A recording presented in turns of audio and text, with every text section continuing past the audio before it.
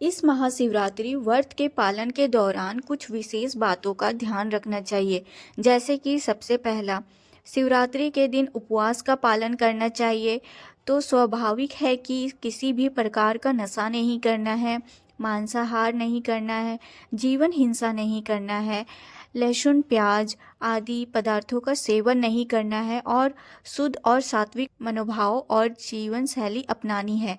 इस दिन उपवास का पालन करते हुए ज़्यादा से ज़्यादा आप दूध ले सकते हैं, फल ले सकते हैं और व्रत में लिए जाने वाला आहार भी ले सकते हैं। लेकिन किसी भी प्रकार के अनाज या तामसिक पदार्थों का सेवन बिल्कुल भी नहीं करना है। अगर कोई शिवरात्रि का व्रत बाहर से रख रहा है लेकिन फिर भी नशा कर रहा है, सिगरेट पी रहा है, मद्यपान कर रहा है, चाय कॉफ़ी इत्यादि ले रहा है, तो ये भगवान शिव की शिवरात्रि पूजा को खंडित करने वाली बात है। इस बात का अवश्य ध्यान रखें। अब देखिए, आप में से कोई प्रश्न पूछ सकते हैं कि चाय कॉफ़ी भी शिवरात्रि के दिन नहीं पीनी चाहिए। तो देखिए, आदर्श रूप से चाय कॉफ़ी जो है वो भी नशीली पदार्थों में ही आते हैं। तो अब ये आपके ऊपर है कि अगर आप भगवान शिव की श्रद्धा और निष्ठा से पूजा करना चाहते हैं, अखंड शिवरात्रि का व्रत रखना चाहते हैं, तो इसका त्याग करना ही श्रेष्ठ है। बल्कि आप अपनी क्षमता अनुसार, अपनी इच्छा अनुसार ये नियम अपने लिए निर्धारित कर सकते हैं। दूसरा महत्वपूर्ण कार्य जो इस दिन करना है, प्रातः काल में शिवरात्रि का पर्व का संकल्प लेना है।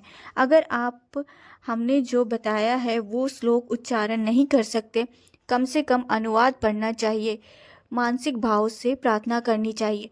तीसरा महत्वपूर्ण कार्य यह है कि संपूर्ण दिन में अधिक से अधिक भगवान शिव के नाम का जाप करते रहना है और उनकी कथाओं का स्मरण करना है।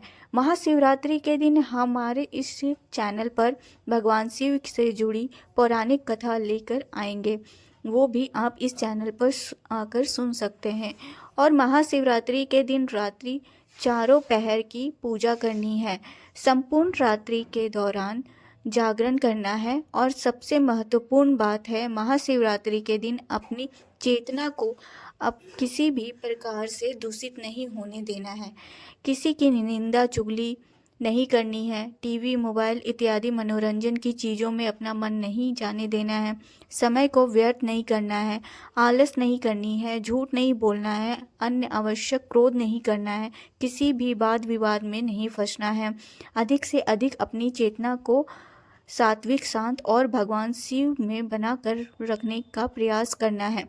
और इस प्रकार से आप भगवान शिव के लिए, उनकी प्रसन्नता के लिए अगर आप इस शिवरात्रि व्रत का पालन करते हैं तो इस प्रयास से वे आपके ऊपर अवश्य ही प्रसन्न हो जाएंगे।